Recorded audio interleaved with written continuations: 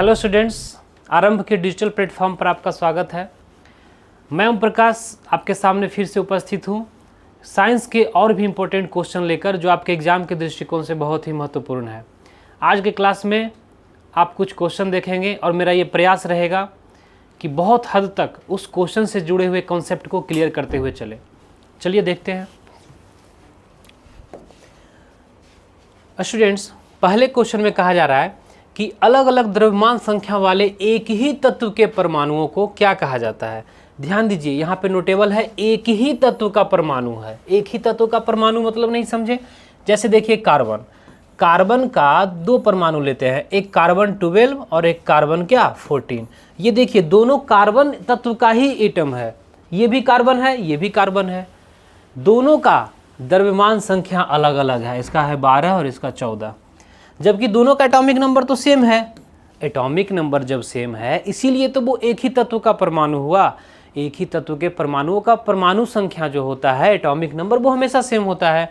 तो ऐसे एलिमेंट को हम लोग क्या बोलते हैं, ऐसे एटम को हम लोग क्या बोलते हैं, तो ऐसे एटम्स को बोला जाता है समस्थानिक। ऐसे को क्या बोला जाता है, समस्थानिक, या इसे इंग्लिश में आइसोटोप भी बोलते हैं। इसे क्या बोला जाता है, आइसोटोप। यानी यहाँ पे ऑप्शन क्या हो जाएगा स्टूडेंट्स, समभारिक, समस्थानिक। तो हाँ, समस्थानिक, ऐसे को क्या बोलते हैं, समस्थानिक। क्यों? क्योंकि दोनों को एक ही स्थान दिया गया है आधुनिक आवर्त सारणी में। जैसा कि आप जानते हैं कि आधुनिक आवर्त सारणी जो है, आधुनिक आवर्त सारणी, इसमें स्थान दिया जाता है परमाणु संख्या के आधार पे, और दोनों का परमाणु संख्या बराबर है, इसलिए दोनों को एक ही स्थान दिया जाता है। आगे देखते हैं, परमाणु द्रव्यमान संख्या कैसे निर्धारित की जाती है। परमाणु की द्रव्यमान संख्या कैसे निर्धारित की जाती है, परमाणु की द्रव्यमान संख्या कैसे निर्धारित किया जाता है। जैसे देखिए कोई एलिमेंट है, कोई तत्व है जिसका परमाणु संख्या है Z और द्रव्यमान संख्या A। तो द्रव्यमान संख्या हम लोग कैसे निकालते हैं, तो आप पढ़े हैं कि न्यूट्रॉन और प्रोटॉन, किसी भी परमाणु के नाभिक में जितना न्यूट्रॉन और प्रोटॉन होता है, यदि उसको हम योग कर निकालें तो उसके योग को ही हम लोग क्या बोलते हैं, द्रव्यमान संख्या। तो परमाणु की द्रव्यमान संख्या कैसे निर्धारित की जाती है, तो न्यूट्रॉन और प्रोटॉन की संख्या का योग लेकर। प्रोटॉन की कुल संख्या नहीं, प्रोटॉन का जो संख्या होता है वो ये बताता है एटॉमिक नंबर, और यही इलेक्ट्रॉन की संख्या भी बताता है, यानी परमाणु संख्या। परमाणु संख्या प्रोटॉन की संख्या से निर्धारित की जाती है, जबकि द्रव्यमान संख्या न्यूट्रॉन और प्रोटॉन की संख्या से निर्धारित की जाती है। जैसे अगर लिखा हुआ है सोडियम, इसका परमाणु संख्या 11, द्रव्यमान संख्या 23। तो 23 कहने का मतलब है कि इसमें न्यूट्रॉन और प्रोटॉन मिला के 23 होगा, और टोटल प्रोटॉन कितने होंगे, 11, और इलेक्ट्रॉन कितने होंगे, तो 11। तो इस तरह से होता है।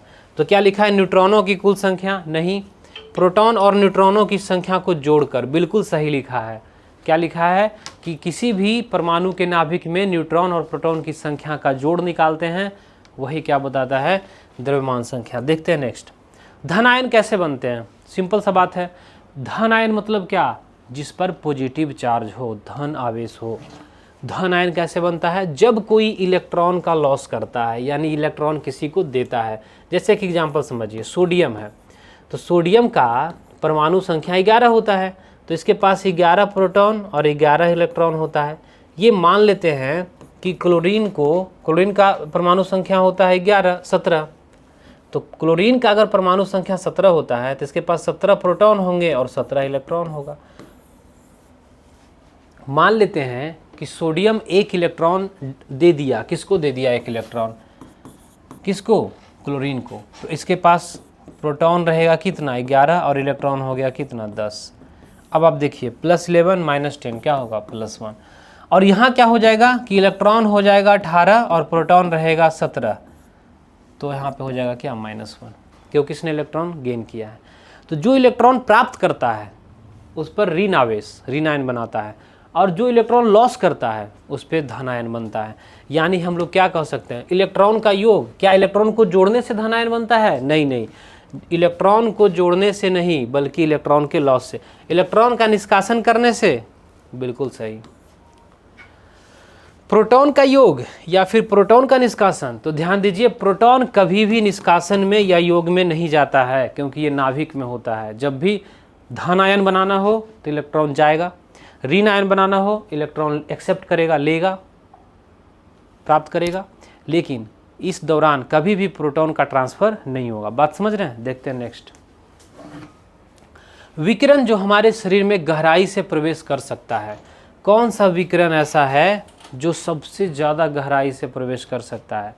तो स्टूडेंट्स यहाँ पे लिखा है पराबैंगनी विकिरण मतलब अल्ट्रा वायलेट, अल्फा पार्टिकल मतलब He+2, बीटा पार्टिकल मतलब इलेक्ट्रॉन, या गामा रे। तो गामा रे का एनर्जी सबसे ज़्यादा होता है, ये सबसे ज़्यादा हमारे शरीर को पेनिट्रेट कर सकता है, सबसे ज़्यादा गामा रे, इसका एनर्जी बहुत ज़्यादा होता है। अगर आप देखें एनर्जी का क्रम तो कॉस्मिक रे के बाद गामा आता है, उसके बाद एक्सरे आता है, उसके बाद अल्ट्रा वायलेट रे आता है, उसके बाद आपका दृश्य प्रकाश आता है विजिबल जो दिखता है, उसके बाद अवरक्त आता है इंफ्रारेड, उसके बाद माइक्रोवेव, उसके बाद रेडियो वेव।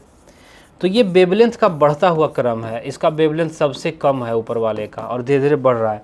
तो गामा रे का एनर्जी सबसे ज़्यादा होगा, क्योंकि जिसका वेवलेंथ कम होता है, तरंगदैर्घ्य जिसका कम होता है, उसका एनर्जी सबसे ज़्यादा होता है। देखते हैं नेक्स्ट। सूर्य की ऊर्जा मुख्य रूप से किसके कारण होती है? नाभिकीय विखंडन, नाभिकीय संलयन, या फिर रेडियोधर्मिता, या फिर कोई ऊष्मा है उससे? नहीं, सूर्य का जो ऊर्जा है वो हाइड्रोजन, छोटे छोटे हाइड्रोजन मिलकर एक बड़ा हीलियम बनाता है। तो सूर्य में क्या होता है कि छोटे छोटे नाभिक मिलकर एक बड़ा नाभिक का निर्माण करता है, इसको बोलते हैं नाभिकीय संलयन। इसको क्या बोलते हैं? नाभिकीय संलयन। और इसी के दौरान एनर्जी निकलता है और वही एनर्जी हम लोग प्राप्त करते हैं। तो सन से जो निकला हुआ एनर्जी है वो न्यूक्लियर फ्यूजन के कारण होता है, नाभिकीय संलयन के। और एटम बम, परमाणु बम में किसके कारण होता है? परमाणु बम में होता है नाभिकीय विखंडन के कारण। ये परमाणु बम ज़्यादा एनर्जी कहाँ निकलता है, नाभिकीय विखंडन में कि नाभिकीय संलयन में? तो ध्यान दीजिए नाभिकीय संलयन में ज़्यादा एनर्जी निकलता है, ज़्यादा ऊर्जा का निष्कासन होता है। नेक्स्ट देखते हैं। हाइड्रोजन बम किस सिद्धांत पर आधारित है? नियंत्रित नाभिकीय विखंडन या अनियंत्रित नाभिकीय विखंडन, नियंत्रित नाभिकीय संलयन या अनियंत्रित नाभिकीय संलयन? तो यहाँ पे क्या होगा? अनियंत्रित नाभिकीय संलयन। हाइड्रोजन बम वही है, सूर्य का कॉन्सेप्ट। सूर्य में क्या है? कह सकते हैं कि एक हाइड्रोजन बम का विस्फोट है, कह दीजिए, सही है। जैसे सूर्य में क्या होता है, हाइड्रोजन का नाभिक जो है वो मिलकर एक बड़ा नाभिक बनाता है, ये सूर्य की घटना है। तो सूर्य में यही हो रहा है ना, नाभिकीय संलयन हो रहा है। तो अनियंत्रित नाभिकीय संलयन भी हाइड्रोजन बम में होता है। हाइड्रोजन बम में हम लोग हाइड्रोजन का ड्यूटेरियम और ट्रैटियम लेते हैं। हाइड्रोजन का कौन सा आइसोटोप लेते हैं? समस्थानिक, ड्यूटेरियम और ट्रैटियम, ये दोनों मिलके बनाता है। तो हाइड्रोजन बम में ड्यूटेरियम और ट्रैटियम दोनों मिलकर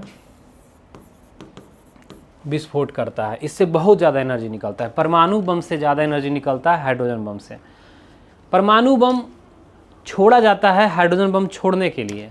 जब आप परमाणु बम छोड़ेंगे तो उससे एनर्जी निकलेगा और उस एनर्जी से हाइड्रोजन बम स्टार्ट होगा विस्फोट होना, और तब जाके हाइड्रोजन बम विस्फोट होता है। यानी सोचिए कि हाइड्रोजन बम कितना ज़्यादा एनर्जी निष्कासित करता है।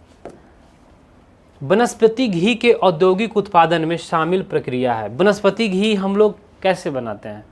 वनस्पति तेल से बनाते हैं। जैसे हमारे पास वनस्पति तेल होता है, आप डालडा खाए होंगे ना, तो डालडा जो है पहले बहुत चलता था मार्केट में, अब तो डालडा देखने को नहीं मिलता।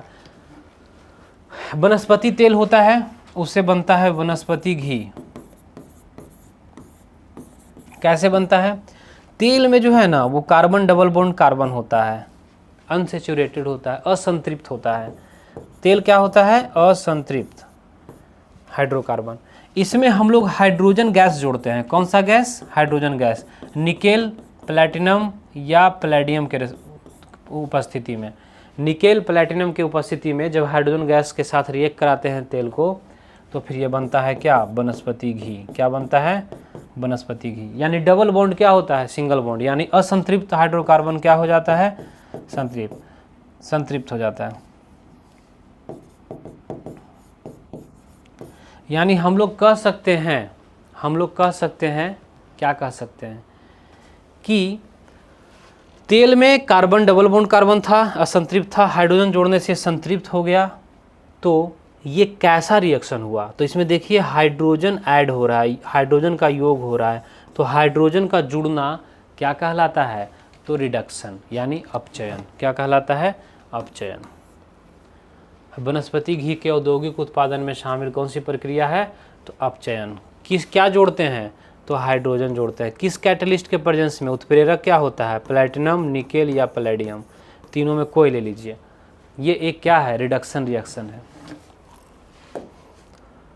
लोहे को जंग लगने से बचाने के लिए, जस्ती बनाने के लिए प्रयुक्त धातु है, तो कौन सा है? तो जिंक। इसको बोलते हैं गैल्वनीकरण। जैसा कि आप देखते हैं हम लोग के घर में लोहे का गेट है, लोहे का कोई चीज़ है, वो खुले वातावरण में है, तो हम लोग उसे पेंट कर देते हैं। पेंट करने का उद्देश्य क्या होता है? पेंट करने का उद्देश्य ये नहीं होता है कि अच्छा दिखे। पेंट करने का उद्देश्य ये होता है कि अगर लोहे का गेट है, इस तरह से खिड़की है, तो ये क्या होता है कि वातावरण में, इस वायुमंडल में जो ऑक्सीजन है और नमी है, इसके उपस्थिति में ये क्या करता है? जंग लगा देता है। तो जंग लगने से बचने के लिए हम लोग पेंट कर देते हैं इसके ऊपर। तो पेंट जो है वो रोकता है ऑक्सीजन और वाटर को जंग लगने से। लेकिन कभी कभी हम इसके ऊपर जिंक का लेयर चढ़ा देते हैं। इस प्रोसेस को ही क्या कहते हैं? क्या बोलते हैं? गैल्वेनाइजेशन। तो जिंक का लेयर चढ़ा देने से क्या होगा कि जो ऑक्सीजन और वाटर का अटैक है इस मेटल पे नहीं होगा। इलेक्ट्रॉनों को प्राप्त करने की प्रक्रिया को किस रूप में जाना जाता है? सिंपल सा बात है, ध्यान दीजिए। अगर मान लेते हैं ये क्लोरीन है, इसने एक इलेक्ट्रॉन प्राप्त कर लिया तो बन गया Cl-, तो इसे अपचयन बोलते हैं। क्या बोलते हैं? अपचयन। क्योंकि इसका अभी चार्ज इस पे था 0, अब हो गया निगेटिव। चार्ज का डिक्रीज होना, तो चार्ज का Cl पे कोई चार्ज नहीं है, मतलब 0 चार्ज है। 1 नहीं बोलेंगे, 0 बोलेंगे। ना कोई इलेक्ट्रॉन किसी को दिया है, ना किसी से लिया है, तो इस पे 0 चार्ज है। अगर इसने एक इलेक्ट्रॉन ले लिया किसी से और बन गया Cl-, तो इस प्रक्रिया को हम लोग क्या बोलते हैं? अपचयन, मतलब रिडक्शन। रिडक्शन क्यों? क्योंकि इसका ऑक्सीडेशन स्टेट क्या हो गया? ऑक्सीकरण संख्या घट गया। तो ऑक्सीकरण संख्या का घटना ही क्या कहलाता है? रिडक्शन। यानी ये क्या है? अपचयन है। अगर कोई लॉस कर देता, तो मान लेते हैं कि सोडियम है, ये किसी को एक इलेक्ट्रॉन दे दिया और बन गया Na+, तो ये 0 से क्या हो गया? +1 इंक्रीज हो गया, तो इसको हम लोग क्या बोलते हैं? ऑक्सीडेशन, यानी ऑक्सीकरण।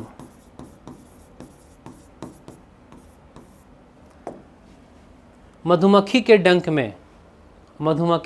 में क्या होता है? मधुमक्खी हो, चींटी हो या ततैया हो, बिरनी जिसको बोलते हैं, ये सब के डंक में क्या होता है? एसिड होता है, अम्लीय द्रव होता है। और जनरली क्या होता है? Formic acid. जनरली क्या होता है? Formic acid. और वो एसिड शरीर में डाल देने, इंजेक्ट कर दिया जाता है जब उसके द्वारा, तो काफ़ी जलन और तकलीफ होता है। तो ऐसे केस में हम थोड़ा सा बेसिक चीज़ उस पर डालते हैं। बेसिक चीज़ मतलब जैसे चूना या कैलामाइन, या क्या डालते हैं? कैलामाइन। कैलामाइन क्या है? ZnCO3। ये थोड़ा सा बेसिक होता है, क्षारीय होता है। तो अम्लीय है ना उसका डंक, अगर उसका डंक अम्लीय है तो हम लोग उस पर क्षारीय द्रव्य कोई डाल देंगे, कोई क्षारीय क्रीम लगा देंगे, तो एसिड बेस न्यूट्रलाइज होकर क्या बना देगा? सॉल्ट हमारे शरीर में रहेगा तो तकलीफ नहीं होगा। एक्वारेजिया निम्नलिखित का मिश्रण है 1:3 अनुपात में। एक्वारेजिया किसका है? Concentrated HNO3 and concentrated HCl। ये कॉन्सेंट्रेटेड मतलब क्या हो रहा है? सांद्रित, बहुत ज़्यादा सांद्रित। ये क्या है? सांद्रित। इसीलिए इसको कॉन्क लिखा जाता है। कॉन्क लिखने का मतलब सांद्रित।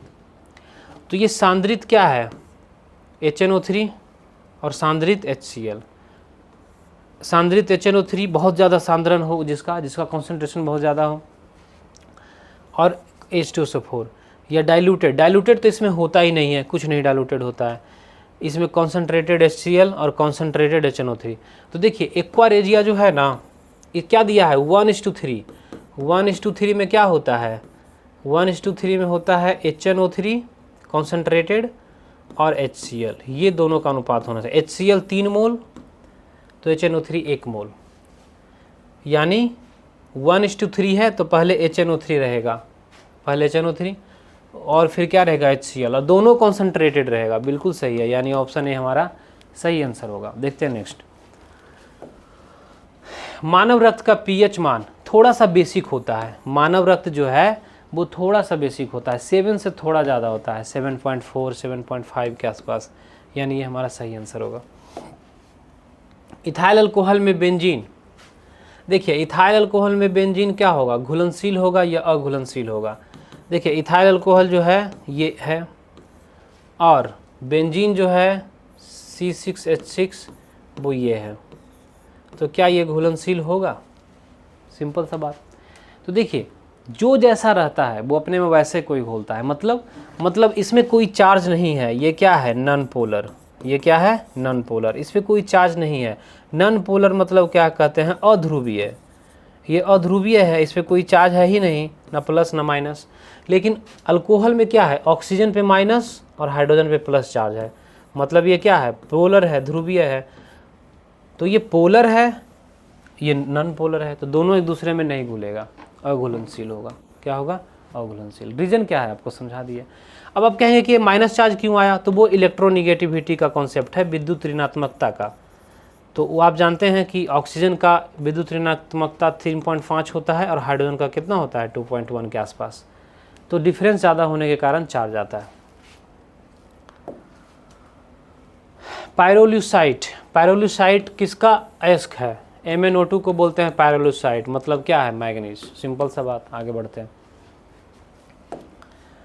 इल्मेनाइट एक अयस्क है, किसका? इल्मेनाइट बोलते हैं FeTiO3 का। इसमें आयरन भी होगा और टाइटेनियम भी होगा, यानी इल्मेनाइट जो ओर है, अयस्क है, उसमें 2 धातु है, लोहा और टाइटेनियम। तो ऑप्शन क्या दिया है उसके हिसाब से काम करेंगे। इल्मेनाइट किसका अयस्क है? टाइटेनियम का, तांबा का, सीसा का, मैग्नीज का। तो क्या लिखेंगे? टाइटेनियम का।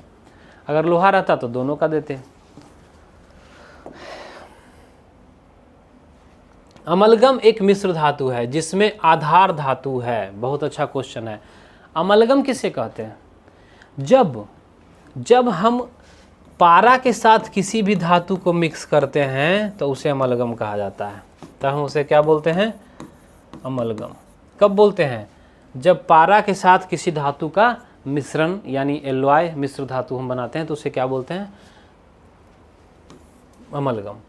अब देखिए कौन सा धातु इसके साथ नहीं जुड़ेगा, तो प्लैटिनम और आयरन, ये दो जो है ना, ये नहीं बनाता है अमलगम। ध्यान रखिएगा, ये आपको याद ही रखना पड़ेगा कि प्लैटिनम और लोहा और प्लैटिनम अमलगम नहीं बनाता है। ये क्या नहीं बनाता है? अमलगम नहीं बनाता है। ये हमेशा ध्यान रखिएगा, लोहा और प्लैटिनम अमलगम नहीं बनाता है। तो अमलगम का एक मिश्र धातु है जिसका बेस मेटल क्या होगा? तो पारा। लेकिन ध्यान रखना एक्सेप्शन में कि हर मेटल मरकरी के साथ मिलकर, पारा के साथ मिलकर अमलगम नहीं बनाता। उसमें 2 है, एक है प्लैटिनम और एक क्या है? तो लोहा। आप जानते हैं कि डेंटल कैविटी हो जाता है, उसमें क्या होता है? डेंटल कैविटी में दांत में बहुत सारा स्पेस जो है वो कीड़े खा जाते हैं, तो उस स्पेस को भरने के लिए भी हम लोग अमलगम का यूज़ करते हैं। वो क्या होता है? Silver amalgam. सिल्वर अमलगम, ये भरने के लिए सिल्वर अमलगम का यूज करते हैं डेंटल कैविटी को।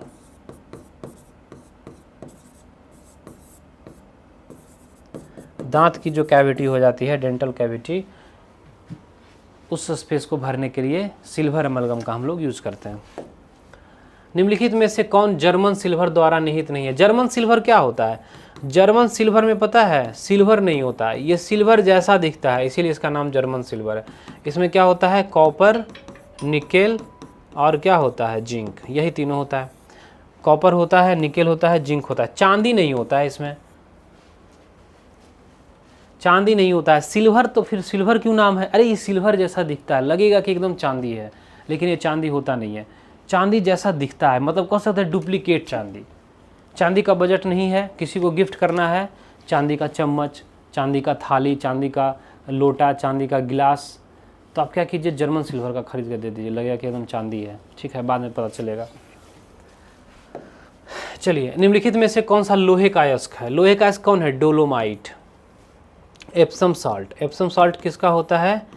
MgSO4 7H2O। डोलोमाइट किसका होता है? MgCO3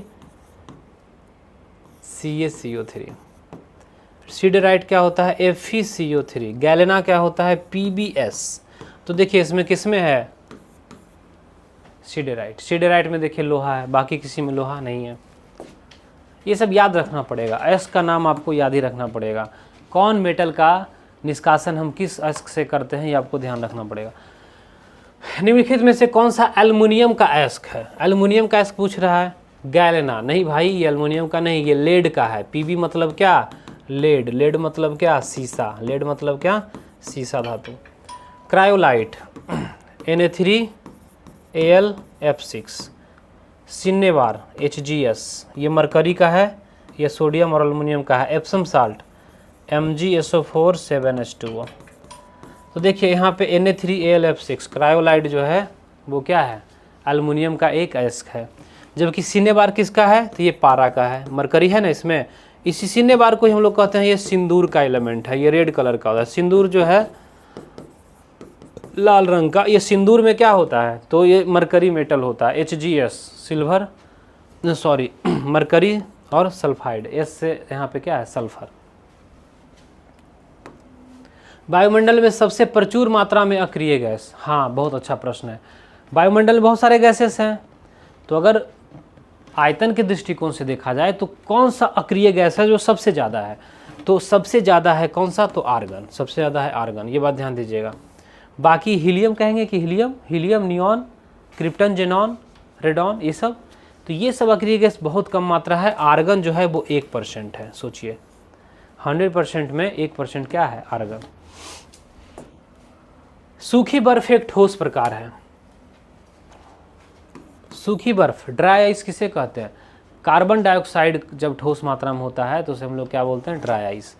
और CO2 सॉलिड को जब गर्म करते हैं ना, तो ये क्या बनाता है? CO2 gas. क्या बनाता है? CO2 gas. CO2 सॉलिड को, ठोस को जब गर्म करते हैं, इसे ऊर्ध्वपातन बोलते हैं। क्या बोलते हैं? ऊर्ध्वपातन, यानी इंग्लिश में से बोलते हैं सब्लिमेशन। कुछ ऐसे ठोस हैं जिसको गर्म करेंगे तो क्या बन जाएगा? गैस। जिसको क्या गर्म करेंगे तो क्या बन जाएगा? गैस।